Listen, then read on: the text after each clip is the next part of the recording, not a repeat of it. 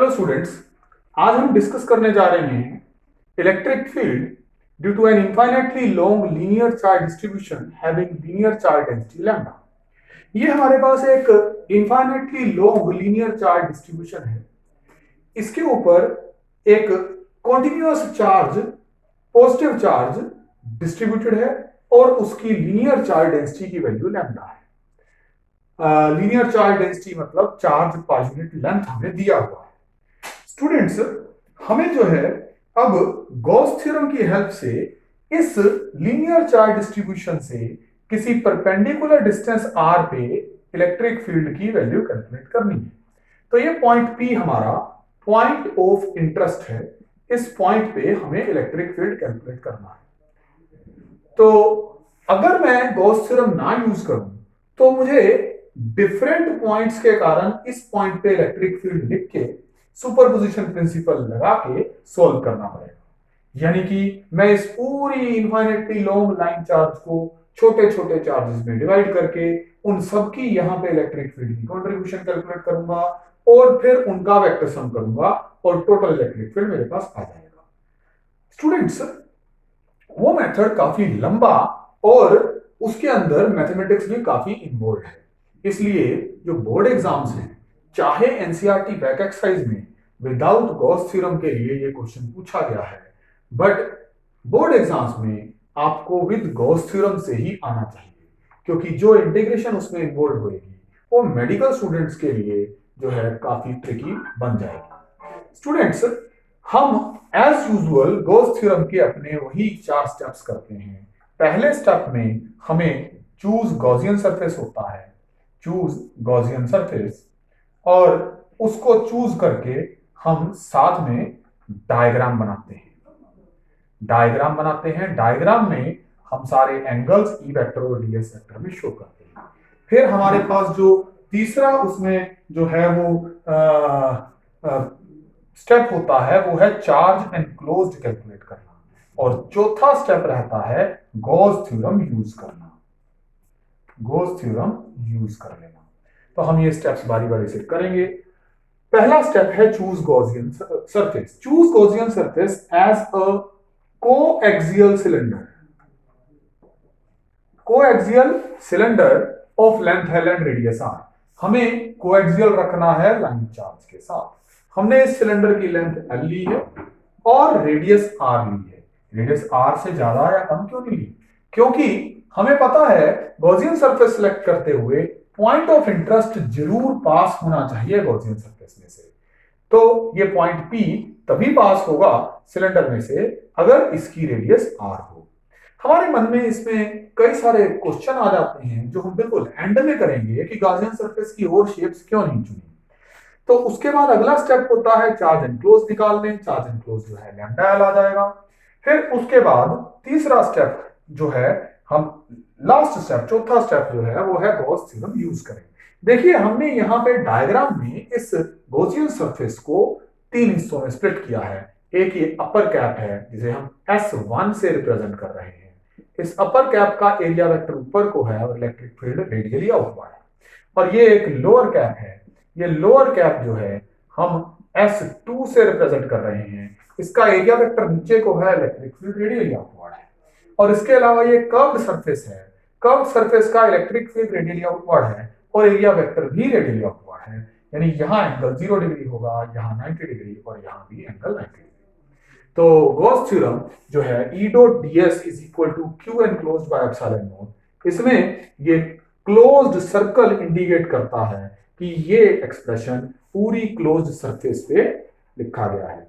Remember, Gauss theorem में जो ये ds E डॉट ds का इंटेग्रल है, this is integral on Gaussian surface. This is to be calculated on Gaussian surface.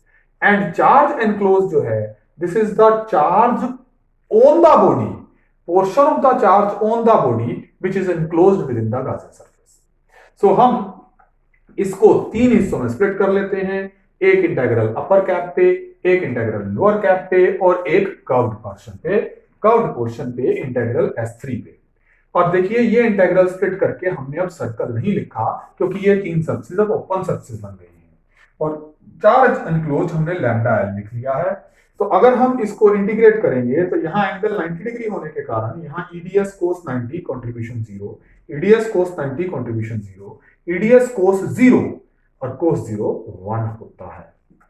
तो हमारे पास ये एक एक्सप्रेशन आ गया। अब ये जो हमारे पास गॉसियन सरफेस है ये एक सिलेंडर है।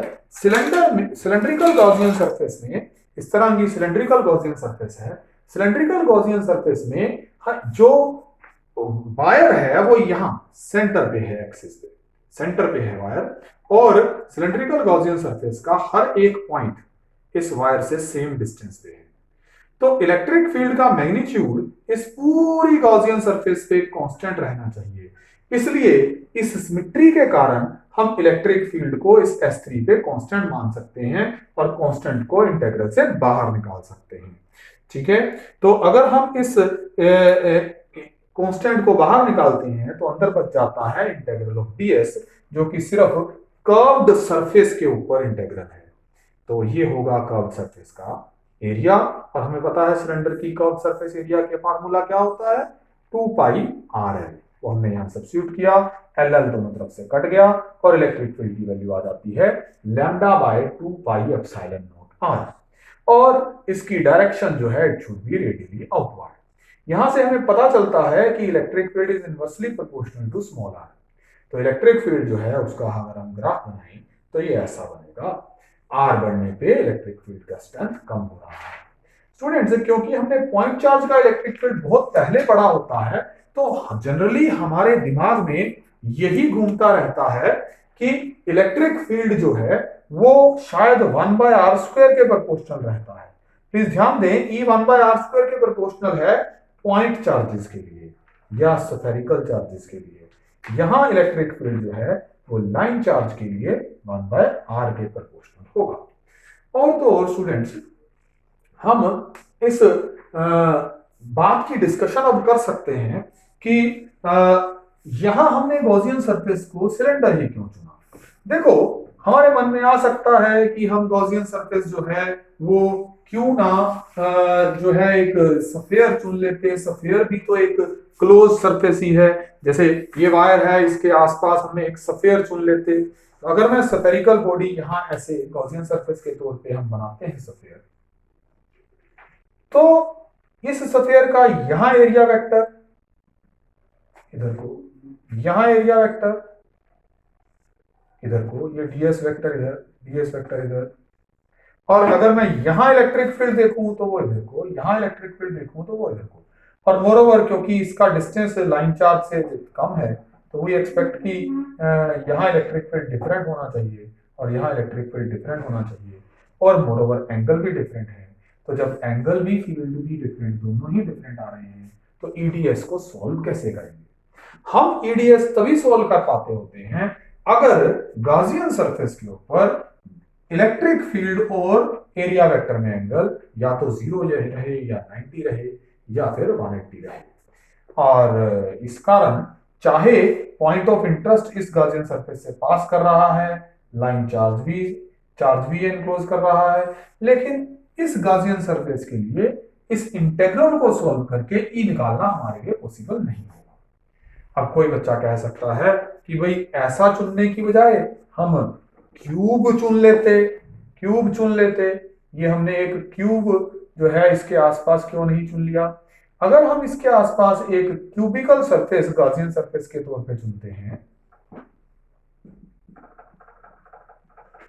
तो भी ये फ्लैट फेस है। आपको यहां याद रखना होगा, जैसे ये आपके पास सरफेस है और ये हमारे पास क्यूब का एक फ्लैट फेस है, तो ये जो इस पॉइंट का डिस्टेंस है यहां से r, तो इस पॉइंट से अलग होगा, इस पॉइंट से डिस्टेंस अलग होगा, और यहां इलेक्ट्रिक फील्ड की डायरेक्शन और यहां इलेक्ट्रिक फील्ड की डायरेक्शन अलग है। तो इस पूरी सरफेस पे फिर से E कांस्टेंट नहीं है और ना ही एंगल कांस्टेंट है E वेक्टर और ds वेक्टर में, तो इस पे भी तुम इंटीग्रल नहीं सॉल्व कर पाओगे। तो इंटीग्रल सॉल्व हम तभी कर पाएंगे अगर हम एक ऐसी सरफेस लें जिसका हर एक पॉइंट का, जो सिलेंड्रिकल सरफेस है उसके हर एक पॉइंट का डिस्टेंस वायर से सेम रहे, तो वो सिलेंडर ही होता है। तो that's why we are to choose the Gaussian surface as cylinder. So ये टॉपिक बड़े ध्यान से प्रिपेयर करें, बहुत इंपॉर्टेंट है। All the best.